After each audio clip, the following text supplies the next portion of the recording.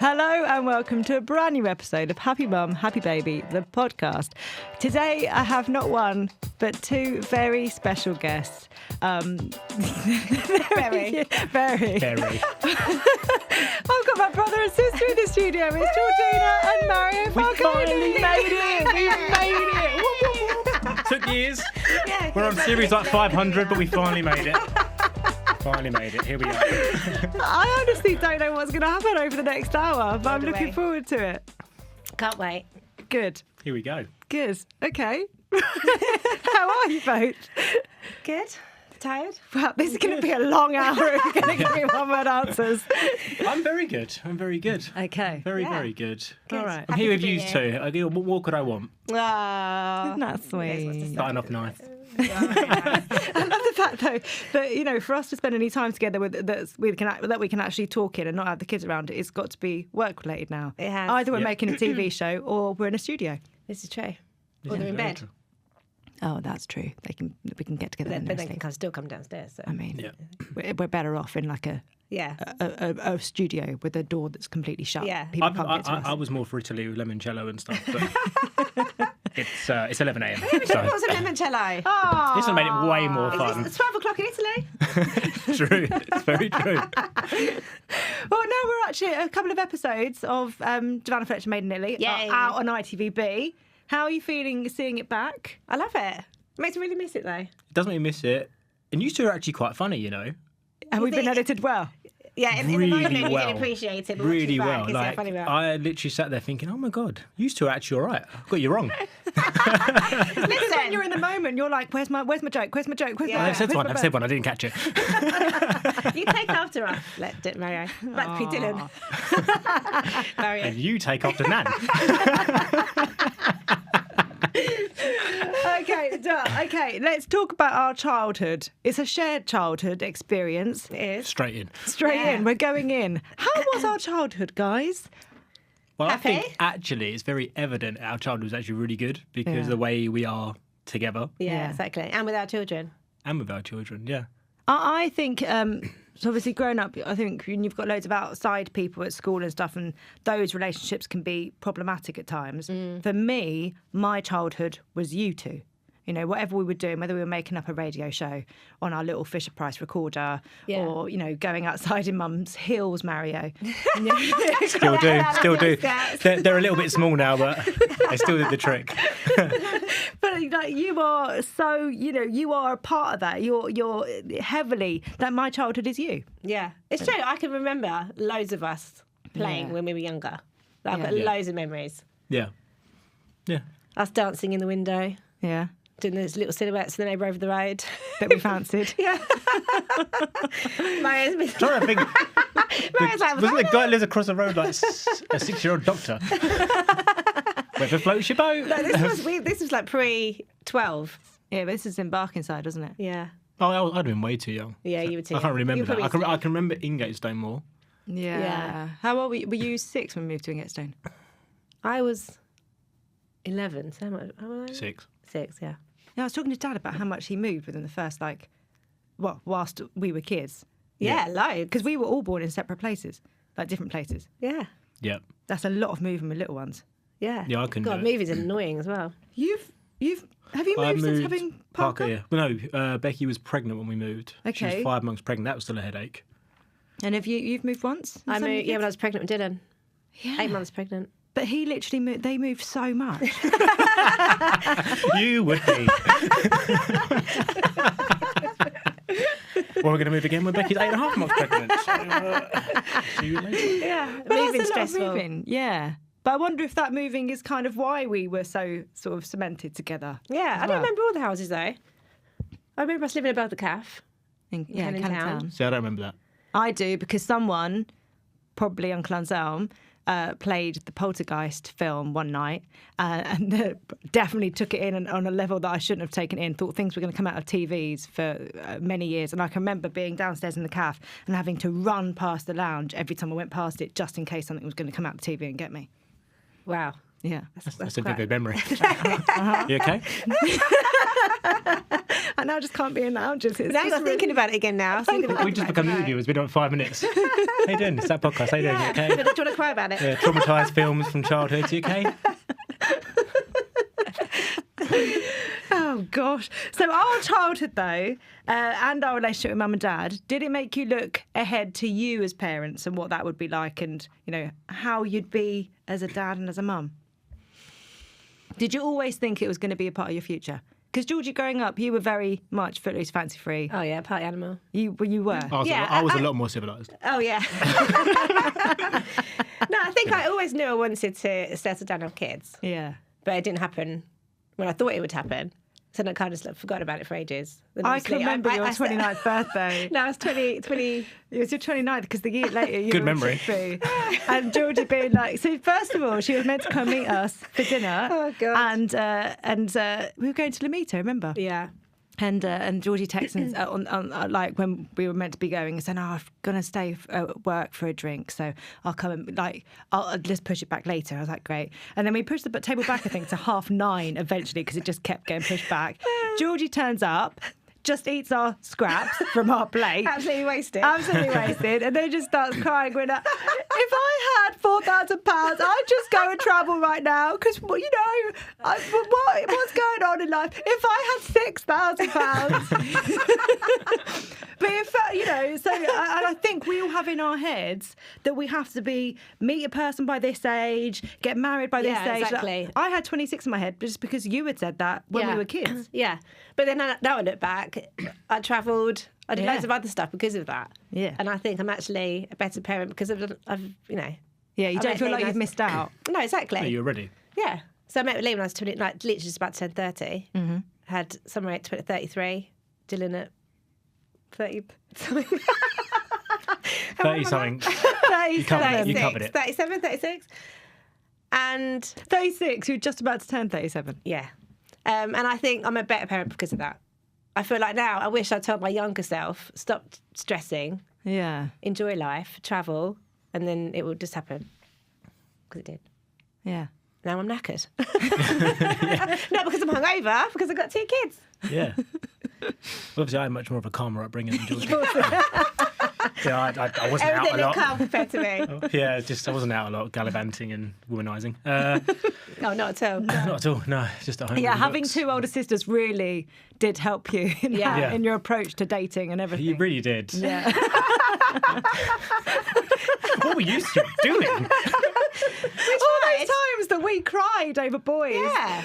I was with the boys. And you were so protective as well. No, Yeah, you no. were really Yeah, protective. but yours and my sisters, Yeah. different. Yeah. They're not. Okay. But it's different. It's a different time. Come on. Yeah. No, we're But- older, we're wiser. Exactly. But I'd say actually, mum and dad and the way we were brought up prepared me to be a father. But I'd say more that my trial run and most of my knowledge on probably parenting that's more this day and age would come from you two. Because obviously I was an uncle to mainly Buzz and Buddy before, because Max was so close to Parker, and obviously then Summer Rae and Dylan followed Parker afterwards. So I'd say actually the reason I'm the father that I am, and I like to believe I'm a good father, I do the best I can, is more because of you two as opposed to just mum and dad. Oh. Yeah, you having Buzz first definitely told me what I need to do. Yeah, it's a trial run. I Like, the don't thing is, you think- just He give them was back. a trial run. And Get then it wrong, be like, well, there you go. Buddy was like 7 months older than Summer Rae. So then not only did I get all the hand-me-downs, but also all your trial and errors Yeah. I learnt from. Well, and you live with us in Summer Rae. Yeah, before. exactly. Oh, God, yeah. You literally mothered Summer Rae with me. Had a C-section. Living with you. Your I laugh was like, after your C-section was the God, I best. couldn't laugh. I was like, I had so much to laugh. I had to hold my C-section scar. And literally like, You sound like Santa. But all she did when she was like heavily pregnant and then when Summer arrived was watch Impractical Oh, God, Jokers yeah. on repeat. So she was watching something that made her laugh even though she couldn't laugh. But it was great having you because you were literally like, you need to feed someone now because I literally had no idea what was going on because I was on loads of painkillers. So I was like, oh, Joanna, she's still asleep. Should I wake her up for a feed? You're like, no. She should wake up when she's hungry. Like, okay. Like, literally, it's God, something I you can had remember to the do. health visitor coming to visit you as well. So horrible to me. Yeah. And then you sticking up for me. Mm. Which is really nasty. Not she? She was nasty. Because I was using nipple covers. I was like, I use nipple covers, and he fed fine. And apparently Summer Rae wasn't being fed enough. Yeah. Oh, yeah, she's horrible, isn't she? Yeah, she was mean. Yeah, she was. I do think there is Matt's that. gone quiet with the nipple cover chat. It's on my back. Embrace them. The nipples and the nipple covers. Exactly that. Yeah. Yeah. I do think there's that thing when we see our friends and stuff having babies, you go over and you visit for an hour and it's all lovely. You get to cuddle the baby. Whereas actually when it's a sibling that has a baby, you're there for longer. Well, it's different because as an uncle, they're going to be part of your life forever. Yeah. You're always going to be there for them. You're always going to be, you're going to watch them grow up like you do your own children. So therefore, you're a lot more invested than just a cuddle. Yeah. You want to do the other things. I love bathing Buzz. That's how I learned to bath Parker. Yeah. All those sort of things you love doing because you love them. It's different than just your friends. Obviously, you love them, you care about them, but they feel like they're your kids as well. Yeah. Yeah, it's almost like when I had Summer Rae, she was like my second child. Yeah. So I was a bit more chill about stuff. Yeah. Because I knew that everything was fine with Buzz. But for you two starting on your own sort of parenthood journeys, Georgie, I mean, you'd lived a nice, fruitful life before that. Yeah. You and Chickpea, Fruitful. Lee. Makes me sound like a slut. No. Is that not what you meant? That's not what I meant. She's a fruit bowl, not a fruit bowl. I talked to her, yeah. Whoa! My wife's going to watch this. Listen to this. But it's a different pace. So making that decision, you know what, now is the right time to Yeah. have a child. Can you remember taking that leap and having that chat with Chickpea? I think we were both ready for kids. Yeah. So I knew things were gonna change. But I mean, it's a completely different life now, isn't it? Like before. Yeah. And I think the biggest change I didn't think about is that, you're not on your own anymore. So you never get any like me time. Yeah. And I realised that before I quite liked being on my own. Even when I moved in with Lee, it's really weird. I mean, when we first moved in together, he just followed me everywhere. So I'm in the kitchen, he's like, right. I can still imagine Chickpea doing that as well. But I was like, oh my God, you're literally... He was like, what are you doing here? I was like, just in the kitchen. Having a wee. Well, now I can't wee like. alone, that's for sure. But it's really weird, like how... I guess I can't believe you asked me now. But the thing that's changed is that you're never alone and you can't just pop out for 5 minutes. Yeah. So for me... What did you ask me? I asked you about the step to deciding that you actually wanted Oh, children. they actually wanted children. Yeah. I think I just knew I was going to turn 30. I wanted to be married Yeah. before I had kids. Yeah. Just because, please, Dad. And then 33 was I want to have kids by the time I'm 33. Yeah. So we knew that was going to happen, and then it just kind of happened. We were lucky we got pregnant quite quickly with Summer Rae. Yeah. So, Did you get pregnant quite quickly? Did you get pregnant quite quickly with Dylan? yeah, it took a few months. We were quite well lucky, touch wood. Yeah. Literally. I don't want... Oh my God! How did that take so long? I thought it literally was to the lucky bit. It's only when the touch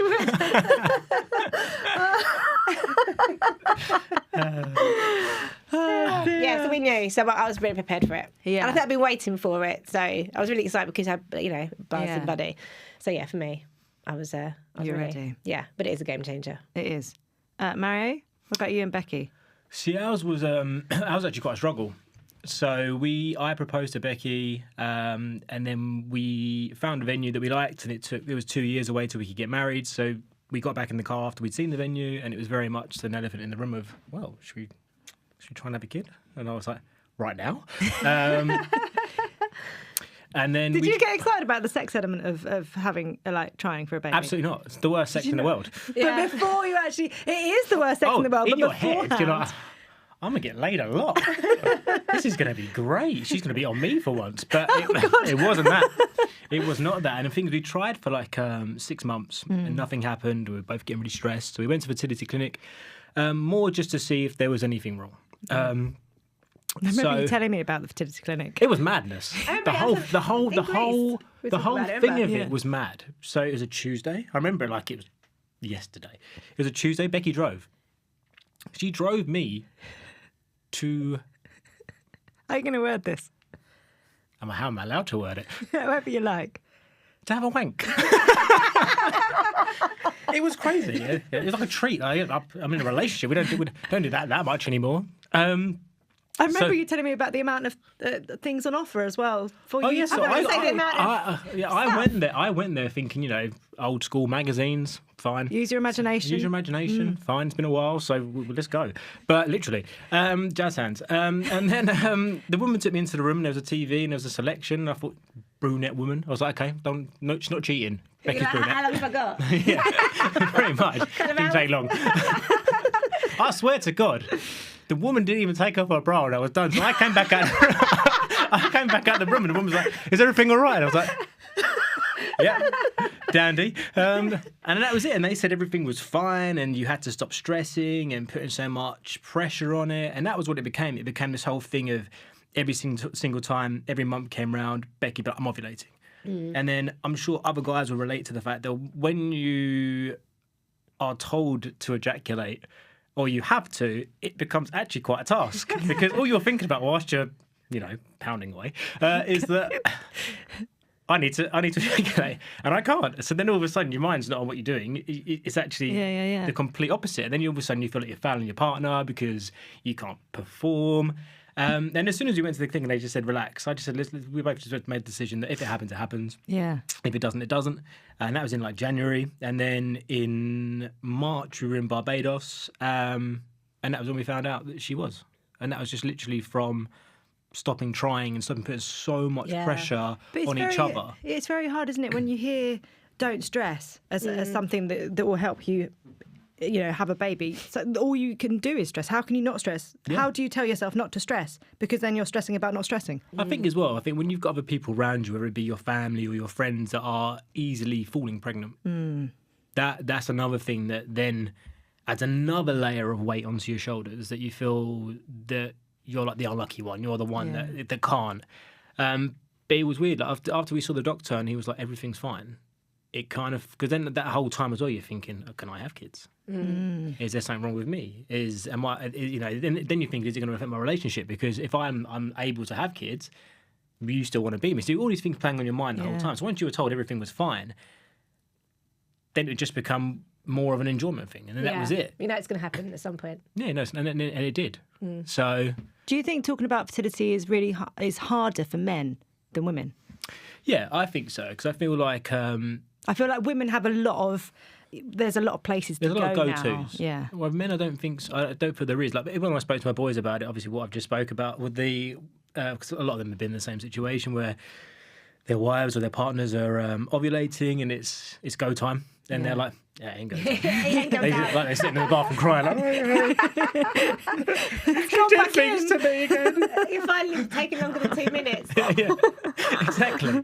Because when you're not ovulating, it's easy. But then, but we had that conversation with my friends, and we all related to it, and it was all quite funny. But I feel like, as we know, when it comes to anything with men just do generally struggle to speak openly, whether it be to their friends or to anybody. Because even what you've just said, you can talk about the clinic stuff with loads of banter and make it really, really funny, but actually how you're feeling and what the actual emotional impact 100%. is. Yeah, but then I feel like it's different for me I can sit here and have the funny side of it and talk about the emotional side because I have Parker. Yeah. So then for me, fundamentally, I ended up having the best thing that's ever happened to me. Yeah.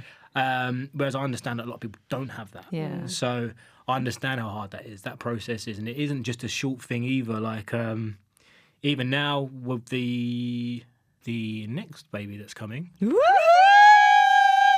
We need a baby in the I thought we were going to actual surprise and stuff. Oh, yeah. What? This is brand new information. Oh my God. So this baby that's coming, sorry, George, I'm going to speak. We'll come back to you later. We had IVF. And that was a really, really, actually, I had this thing in my head when we were trying the baby too, because with this added pressure of, we felt like we were letting Parker down, that he was so ready for a sibling when he's around his cousins and he loves being around, he then comes home and says, well, haven't I got a brother or a sister? And that kills you. It literally kills you inside because you're like, I can give you anything you want as my son, anything that money I can give you that, but this is the one thing I actually can't give you. Yeah. So we both felt really guilty, and as time was flying by, it was getting a lot worse and putting a bit of pressure on our relationship and stuff as well. So then we spoke and went to the fertility clinic again, but this time more, right, we're going to have IVF. Not because there was anything wrong, but more probably because of impatience. And then because of the added stress of impatience, nothing was happening. So we went through that process, and I had this thing in my head when we first signed up to do it. And once again, got to go have a wank on maybe a Thursday. That was all your idea, wasn't it? Got to get him in. Money well spent. Let's just make a play so you can just do Was it. it really expensive wank? Really expensive. So, and I had this thing in my head that once you do the first bit, it's just it, it's done. In a month's time, you're gonna have a baby. And it wasn't that. There was this whole thing of Becky had to take all these hormone injections, and then you had to get your hormone levels right, because at one stage her hormones were too high, then they were too low. So that whole process of getting anywhere near where she needs to be before we could have an embryo transfer was months. Yeah. And then she finally fell pregnant with IVF. And then we had one thing at 7 weeks where she had a bleed, and I can't remember what it was called, but we went to have it checked, and everything was fine. The baby was fine, but there was I can't remember what it was called off the top of my head. But they said everything was fine. And then it all cleared up and it was fine. Then about a week and a half later, it happened again. And then we went in for a scan thinking that it was all going to be fine, but it wasn't. She had a miscarriage. And that was probably the hardest thing, I think, that we've had to deal with in our relationship, because it's a disappointment of yourselves, because we got really excited about telling our families at Christmas. We had these little cards made that unfortunately came the next day. And then... yeah, it was that, and obviously then you had the disappointment again with Parker, but we hadn't told Parker this on that one. Then it was obviously the process where Becky had to go to hospital on her own, and let it come out, and I couldn't be there for her because obviously we wanted to keep things as normal for Parker as possible. So we decided the best way of doing that was me to just spend the day with Parker and Becky to be there.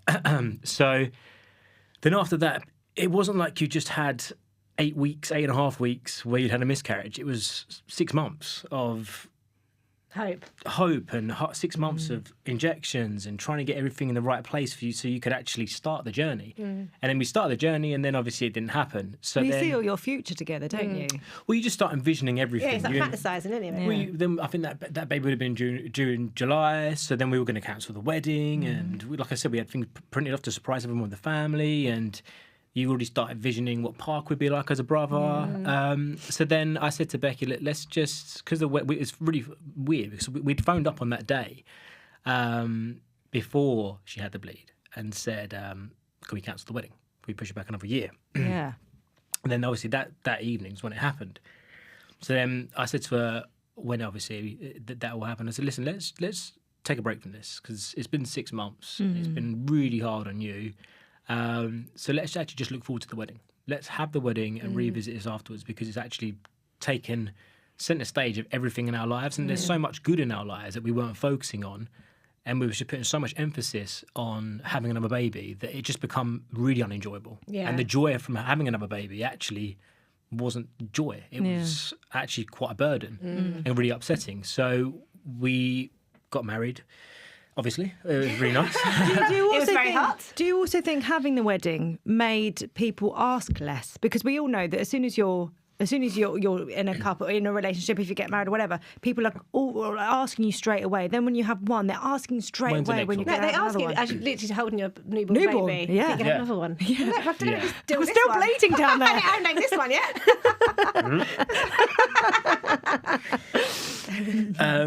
Yeah, I think once we said we're having the wedding, nobody asked about kids anymore. Yeah. Even within family that knew that what happened, no one asked. Everyone was just very excited for the wedding. And then after the wedding, we tried one more time, but without any medication, and it didn't work at all. Didn't work. And then obviously this time, the third time, it's worked.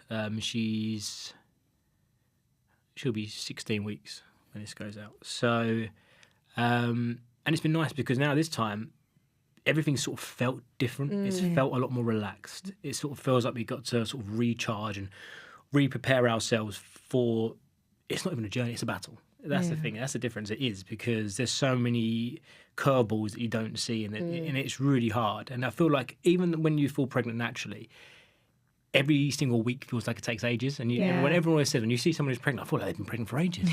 But when you're actually the person who's pregnant, or the partner of the person who's pregnant, it feels like ages. So with the IVF journey as well, it's felt like it's been so long to get to when you want to be at 12 weeks, where your chance of, miscarriage or anything going wrong drops significantly. Yeah.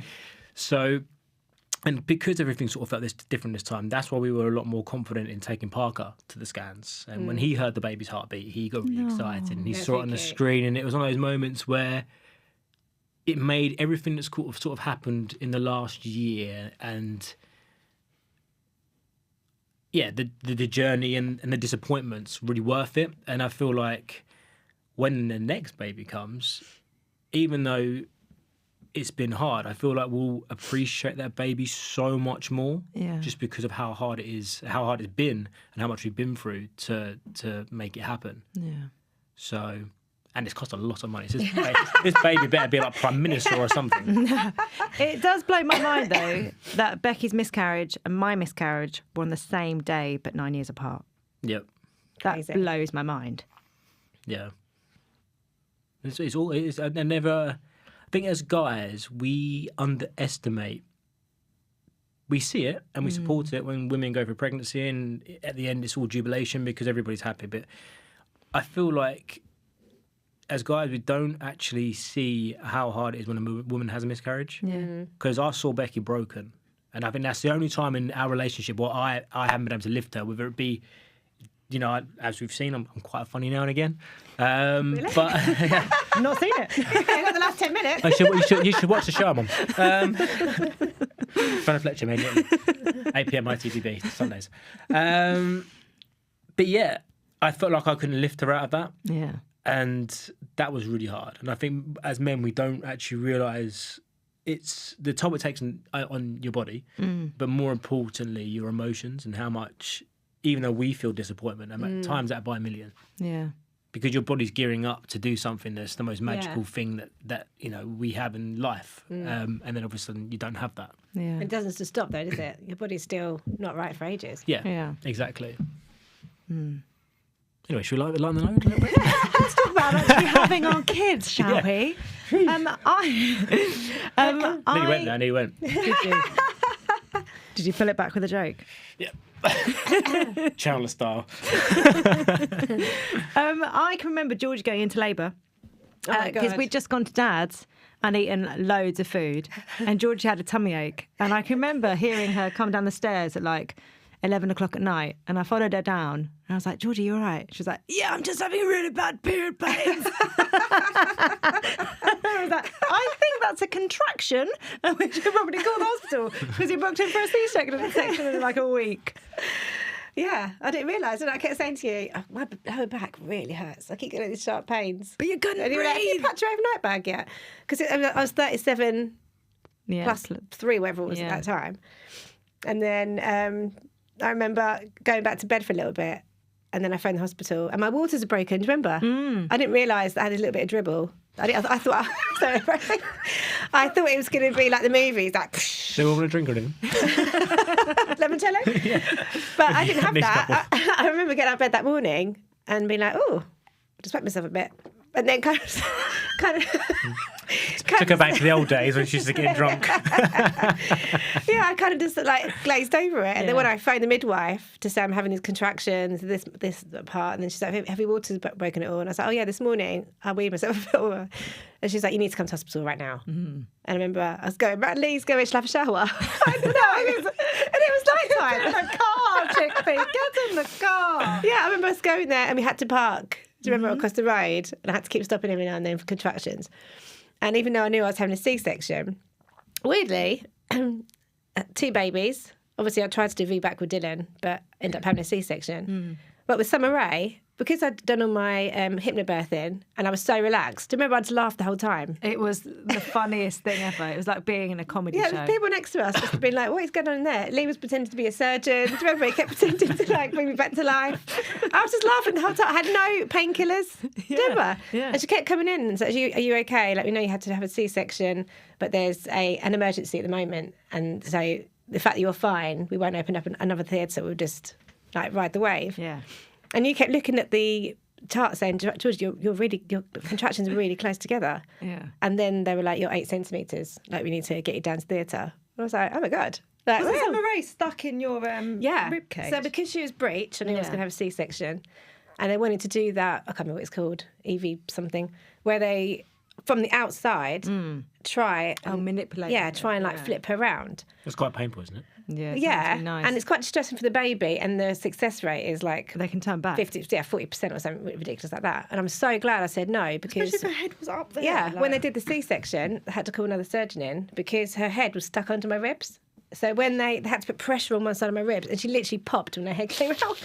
So imagine if they tried to turn her from the outside and decapitated her or something. So I definitely feel like she was supposed to be like, I'm glad I did C-section. And it's funny because she obviously was like 2.5 weeks early. And Lee's mum said to me, what's nice is that even though you were having a C-section, she came on the day she wanted to come. No. And I was like, oh, yeah. Because, you know, at the time I was like, oh, she's really early. Yeah. But, but ironically with Dylan, I knew I was trying to do VBAC and I was contracting all the same. My waters really broke with him and I didn't dilate. So I tried to do it naturally for like 48 hours and then ended up having a C-section. I literally didn't go past like 3 centimetres. But with Summer Rae, I had gone all the way. Yeah. So obviously you weren't there.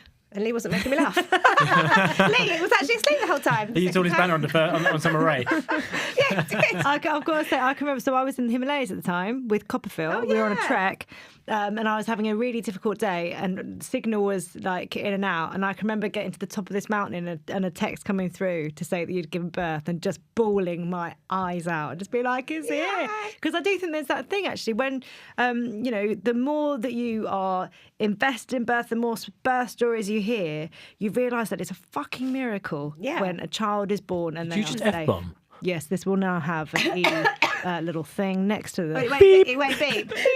If we just put a little E so that people know that there might be a little bit of... I said wank. Come on, we're already there. Twice. I said it once. And I said it again just then.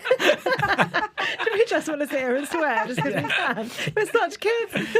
But there is that thing, isn't it? So I think when you do hear of a baby being born and it's someone that you love, you just literally just like, this is a miracle. Yeah. I remember going out for dinner when you were in labour with Buzz. Mm-hmm. And me and Lee went up, I literally had my phone there just like looking. And then when I got the picture through, I was crying my eyes out. And Lee had to tell the waiters what was going on because they were like, we just had an argument. I was like, oh my God. Her steak was undercooked. Oh, dear. Mario, what was Becky's labour like with Parker Jacks? I was all right. I'm joking. Yeah, I remember it. I was sleeping. It's good that you remember it. Yeah. Good start. Yeah. Good start. It was really good. So I was sleeping in a spare room because Becky was continuously snoring at the time. Sorry, Becky. The world deserves to know. Should have unloaded the dishwasher this morning. So, yeah, she came in and was like, are you ready to be a daddy? God. What's wrong with you? I said it once by accident on the TV show. You said it so many times. Daddy so likes many. bucketeering. There's like a whole 5-minute reel of you saying it. Yeah, so then we were downstairs and she was doing her hypnobirthing breathing. And I was on the phone to the hospital and they was like, yeah, right, bring her in. And that was fine. And then Becky suffered a lot with the pain. A lot. So I remember they gave her morphine in her leg. And she was like, oh, that's amazing. Then like 5 minutes later, she was like, Mario, come here. I was like, what's wrong? She was like, see if you can get me another one. The woman was like, I said, could she have some more morphine? The woman was like, absolutely not. Just had it 5 minutes ago. He was like, just see if you can give me a half. I was like, no, absolutely not. I was just sitting there like... it's basically the guy thing that when you go in to labour, you see it there and you're like... Got to see what that's Yeah, like. but it doesn't matter. It's so good. And I think the labour Were Sandy, were Becky's mum and our mum there at the time? So I called our mum just to say, look, we're in labour. Can you go to the house more just to look after the dogs and make sure everything was okay? I was about to say to look after Parker, but obviously he was here at the time. Ladies and gentlemen. And then, I called Sandy because at one stage I'm sitting there, Becky's literally got me by the scruff of the neck, like, you did this to me. Yeah. We're trying to go for hit the birth and stuff, like surge back up. Fine. It's just a surge, Becky. Ride the way. Ride the way. I'm fine. I can feel her pain. She's strangling me. And then Sandy, Becky's mum was behind her, giving her a massage. And then, so I'd phoned Mum, thinking that Mum would be at my house. All of a sudden, knock on the door. Mum comes in. Now it's a party. So Mum sat there getting drinks, talk about her day. But Mum's actually really helpful. Both of them. It's really funny. I had this thing in my head. I think it's just something that you when you pick up on shows and you watch things like, this is my room. You're out there. I'm in here. This is my baby. This is your man. Well, it's also a bit of hypnobirthing as well. To make your space. It's your. But actually, if Mum and Sandy weren't there, I don't know if I would have actually been able to do everything that would needed to be done. But it was funny because I remember Becky wanted a water birth, and I think it was like 21-hour labour. But at the end, she was in the pool, and I swear there must have been no other births that night because every single midwife for the ward was in there. Like they sold tickets. So then. When Parker was like half in, half out of the water, and the midwife went to me, "Oh, do you want to pull him out?" The water was grim. Very grim. Did you have clothes on? There's a little fishing net for that. Oh, no. We were past that. This is just like literally... all the gunk. Everything. Yeah. Yeah. No, that was out. I'm not going to talk about it. I'm not going to throw Becky under the bus. It happens. Did you take your trunk so you could get in? No. Some men do. Some men get naked in there. The Tom. Was that? Yeah. Oh my God, she knows about Tom. She knows about Tom. No, he's so firmly outside. That's why they come out of 5 colours in her hair. But so I ended up. So we didn't find out at Parker what he was going to be. It was a surprise, and so when I pulled Parker out, probably the only way of putting it. And then the midwife was like, "I'll put him straight on Becky so he can feel her warmth." And then Becky's like, "Oh, what is it?" I lifted his leg. I was just so convinced it was going to be a girl. As Karma for years of me being player. Finish that sentence. Georgia did. I was a bit softer than that, but wrongly guided by my sisters. And I was so surprised. I just and then I remember about the skin on skin. So I did skin on skin afterwards, and Parker's first thing he did was wee on me. Oh, nice. Yeah. Maybe that was the Karma. Maybe. Yeah. That was all right. Like that. That is it. Can you smite me your money one? Can you both remember how you felt holding your little one for the first time? I won't lie, Joanna. I was off my tits. I had a C-section. I was on morphine as well, and I kept every time. I remember Harriet messaged me saying, "Make sure you take painkillers every 4 hours, otherwise you're going to wake up feeling like you've been hit by a bus. Yeah. Like a C-section is the worst thing ever." So anytime I heard the trolley, I'd literally drag myself out of bed, like move the curtains, I was like, hiya. And I was like, "Can I have some of that stuff in my mouth again?" That's really bad. It's the morphine. What's going on? What is going on? I was like, "Can I have some of the morphine?" And she was like, "How many have you had?" So I was like, 1. And she was like, "Oh, I'll give you one more. But you're only supposed to have, but we're to learn the second time, you're only allowed it once." Right. She just lost her job. What was her name? Yeah. And I literally... Sorry, Maureen. At one point, I couldn't remember what my name was. And I remember Dad coming to visit me, and he was asking me loads of... It's like he just waited for me to take the medication and then go, "Georgie, so, what'd you have for lunch?" I'm like... No idea. Did you tell someone? These. Do you know what? At one point, it was really weird. I was like hallucinating. I remember looking over at their little bassinet thing. That's obviously clear, isn't it? And I thought I saw her pressed up against it. So I jumped out of bed. Obviously, had a C-section, and she's just nice, bundled up asleep. I was like, "Oh my God!" I literally just like ripped my stitches to like check. Yeah, but it was like overdosing on painkillers. So yeah, I didn't really feel much for ages. Didn't someone ask you what you'd had and you told them that you'd had a boy? Oh yeah, she came in and she was like, oh, what did you have? I said, oh, a little boy. She said, and what did you call him? I was like, oh, Summer Rae. So it's a girl. I was like, yeah. Whatever you had, can we take out our next night out with some limoncello? That sounds like a really good night. To be fair, they did give me some of it to take home. It's all grown up. But once I was in the room, I knew what was going on. It's amazing. It's so weird when I remember her being on me, and then you're just there thinking, oh my God, it's so weird that there's someone else in your life. Yeah. And I remember us going back to yours. Like waking up in the night and in the morning, somebody's asleep and says Lee, and it's so weird. Like there's someone else there. Like you're here, you're like, who the fuck's that? Oh yeah, I've got a baby.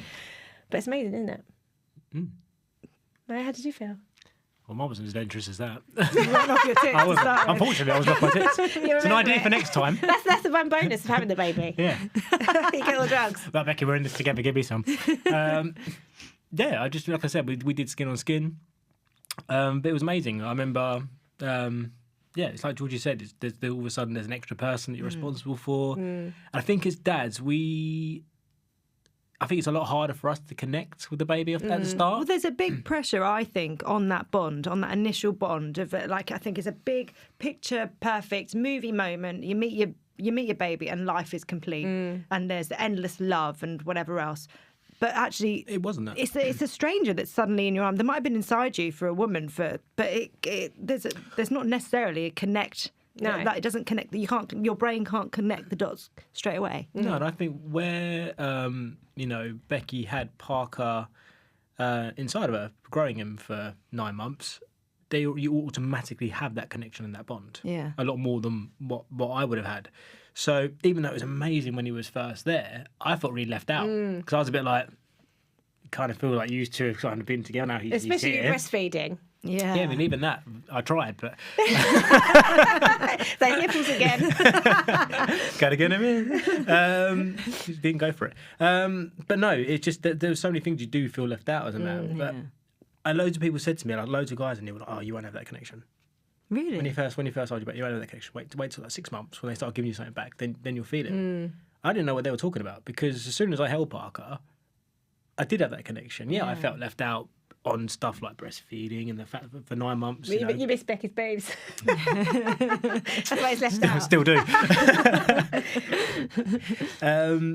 But yeah, I don't know what they were talking about because I instantly had that. Yeah. This whole thing of like a new thing of purpose and a whole new like drive and just you kind of feel not complete, but I don't know. It's like most things in life. It's just. Words don't describe it. It's like a accomplishment. It's like, kind of like that, yeah. I feel like it. I don't know how to put it because until you've been in that scenario, I guess it's a really hard thing to word. Yeah. It was just amazing. I just had this euphoric feeling that he's finally here. Yeah. Diving into parenthood, has it been what you thought it would be? Better. Oh, and up and down, really, actually. Some moments are better than I imagined. Yeah. And then I definitely have to be more... It's definitely tested my patience. I would say I'm quite an impatient person. But having children, sometimes I think, oh, you're really patient then. And then the next day I'm like, oh, where's my patience gone? Is that weird? Yeah. I don't know what you mean. And also, I wonder if that's because after years of doing it, you realise that actually if you act impatiently with your child... Yeah, it doesn't work. Nothing works. No. Yes, you've got to give it that patience. Yeah, if you can take yourself out of the situation, which is easier said than done sometimes. Yeah. And also, we're half Essex, half Italian. Do you know what I mean? That's a whole... that's a whole lot of fire right there. Yeah, right. Very passionate. So, yeah, sometimes it's just... I think it's all about what's going on in your life at that time as well. Yeah. It's just if you've just seen an email you need to respond to, but you can't at that moment. It plays in your mind, doesn't it? Trying to separate the two. Yeah. And sometimes, it's all, yeah. Has it been what you thought it would be, Mo? It's as rewarding as I thought it would be. It's a lot more challenging than I thought it would be. Like Georgie said, patience is a key one. I think when you're trying to tackle the other obstacles of life, like work and stuff, but you're also trying to look after a child, the two just do not go hand in hand. No. And if I'm on a call, for instance, and I'm trying to work, for some reason, Parker, who's been quiet for the last hour, that's what they do. wants to be really noisy. Yeah. Yeah, I'd say a lot more challenging. I'd say on the rewarding side, I feel like when someone compliments your child, not on what they look like, on their character, that's the biggest compliment someone can actually give you, not about yourself or anything. When someone compliments your child on the way if they're compassionate or if they're kind or anything like that, it's actually the nicest thing, because it's actually, even though you know you're doing your best as a parent, and as everyone is, it's actually always nice. It's the nicest compliment, because you know you're actually doing a good job. Yeah. I've never really believed in the thing of a good parent, because I believe that parents actually, there's no such thing as a good parent. As soon as you decide to be a parent, everything you do, going above and beyond, providing everything like that, giving them your time, is actually what you should do. That's what you signed up for. That's what being a parent is. I think it's full of much more doubt than I initially thought it would be. Like the amount of times I put the kids to bed and just been like, I should have done this differently. You know, maybe I didn't do that right, or guilt, doubt. This isn't all of it. I'd say guilt's a big one. Yeah, but I'd say a lot of things though, in the moment, we take it worse than what the children do. Yeah. I remember once I snapped at Summer Rae, and then I sat her down and was like, Mum, didn't mean to snap. I thought I was going to explain exactly what was going on. Yeah. I talked to her for like 5 minutes. I was holding her hands, and then she just looked at me and went, can I have an orange? I was like, she really didn't even care. It made me feel better, but she didn't. But don't you think that's really good? It's like being able to say sorry to your kids. Yeah. Because like, I know. I think you need to acknowledge your behaviour. Like if I'm telling her, you know, you shouldn't have done that to Dylan, then I need to accept when I'm maybe not on my best. Yeah. Like, sorry with my kids. Yeah. It's just that I can pull my teeth out and ask you to say sorry for half an hour. Yeah. It means unless you mean it, nothing. what's the point? Yeah. Yeah. If you haven't got accountability as well. Yeah, they have to feel it. So I feel like actually, rather than me doing that, I'd rather say sorry for when I do things, you know, in a wrong way, or, you know, in a way that I could have acted better. And maybe that's better modelling than just standing over them for half an hour going, you're not doing anything until you say sorry. Yeah. Yeah. You know. Yeah. Was it Summer Rae the Lead other by day? example. Summer and Dylan had an argument the other day, and Summer Rae's go-to is always, you're not coming to my birthday party. No. And Dylan went, you already had your party. That's a great comeback. And I was there. I opened all your presents. It was really funny. Dylan was Jamaican. If you could write a letter on being a mum or a dad, who would it be to, and what would you say? I think I'd write a letter to my kids, just saying, if one day you are a parent, it will all make sense.